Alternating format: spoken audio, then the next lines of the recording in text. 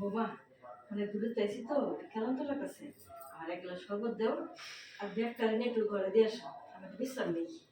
ও, আপনার শরবত খেতে ইচ্ছে করতেছে। আমি তো শরবতের সাথে আপনার একটু বিষ মিশিয়ে দিব, যেন খায়া আমার পথের কাটা একদম সরে আছে। এই, আপনার লজ্জা শরম নাই? হ্যাঁ, আপনাকে যে এতবার বলে দিই যাওয়ার সময় যে কয়েকদিন পর পর এই বাড়িতে আসবেন না, আপনি এই বাড়িতে কি করেন? এই বাড়িতে কি করেন? ও, বুঝতে পারছি। আমার তো মনে হইতেছে আমার হাজবেন্ডরা আপনি তাবিজ করছেন। সারাক্ষণ সে মা মা করতেই থাকে, আর 2 দিন যাইতে না যেতেই আপনারা নিয়ে আসে। আপনি কি চান না আমি একটু শান্তিতে সংসারটা করি? বোমা তুমি দেখি পেতেছো মা, আমার 10টা না 5টা না একটা মাত্র পোলা, আমি পোলাটা চাবো না, কই যাবো? তুমি তো একটাই বলবো আমার, তাই না?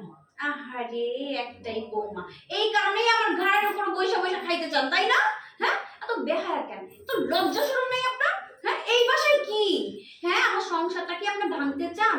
আপনি আমার জ্বালাইতে চান? সারাক্ষণ তো আইসা আপনি চা খাবে, আপনার ওষুধ দিতে হবে, আপনার গরম পানি করতে হবে।